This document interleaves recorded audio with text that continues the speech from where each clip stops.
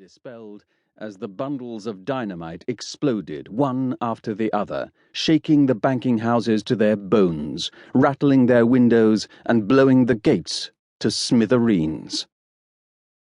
Out in the street, the loitering group of working men who'd been keeping both themselves and passers-by away from the gates began yelling too, as they heard the warning shouts from the other side, running as far out of the way as they could.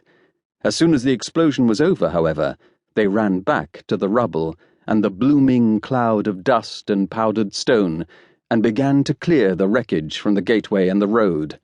The drivers of the two remaining lorries jumped out of their cabs and hauled off their own tarpaulins. Yet more men burst forth with yet more dynamite and a veritable uprising of revolvers. These men ran for the bank doors, while the drivers jumped back into their cabins and began to maneuver back and forth in the courtyard, turning their lorries to face the other way. While more dynamite was placed against the bank's outer doors, frantic telephone calls were made to Bishopsgate and Snow Hill constabularies, until another explosion, thankfully smaller than the first, saw the doors removed and the men from the lorries spread through the bank itself, waving their revolvers, shooing and herding the clerks and secretaries away to where a handful of the robbers could keep watch over them all while the rest descended to the vaults.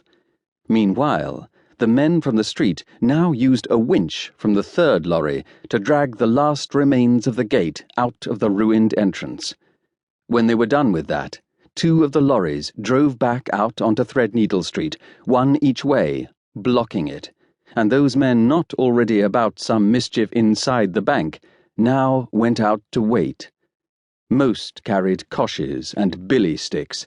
Some of the previous crowd, their curiosity vastly invigorated by this sudden outbreak of shouting and unexpected explosions, slunk back to find barricades now being formed outside the Bank of England, that bastion of the Empire, while their ears were lashed with anarchist and Bolshevik slogans of a sort last heard during the general strike 2 years ago, all power to the working man and such like.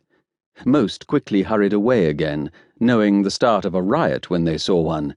Others, for the same reasons, quietly gathered pockets full of stones. Beneath the bank, buried deep under the City of London, were the bullion vaults, where His Majesty kept the Empire's reserves of gold.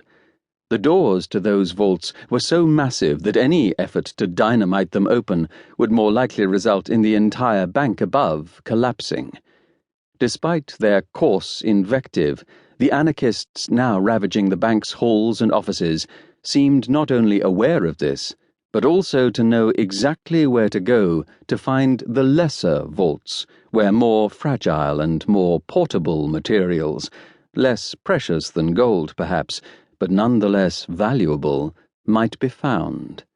They dragged in their wake several of the bowler-hatted clerks to direct and aid them. Among these was a gentleman who, when they demanded his name, nervously answered that it was Crabbleston. The other clerks, too distracted by their own predicament and the sheer number of revolvers waving in their faces, barely noticed, although later, when they would come to talk excitedly among themselves of the events of the day, it would slowly dawn on them that no one could say they actually knew this Mr. Crabbleston.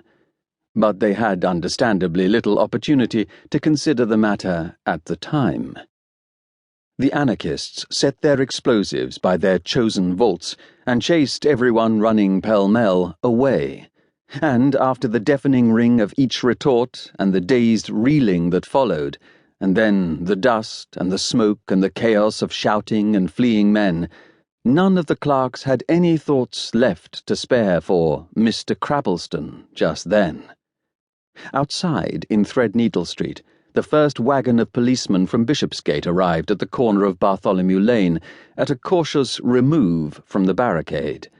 They filled the street with shouted noise and blowing whistles and waving truncheons. In reply, they found themselves pelted with stones and other missiles from the recently disassembled bank gates. Discretion being the better part of valour, and faced not by a gang of armed robbers,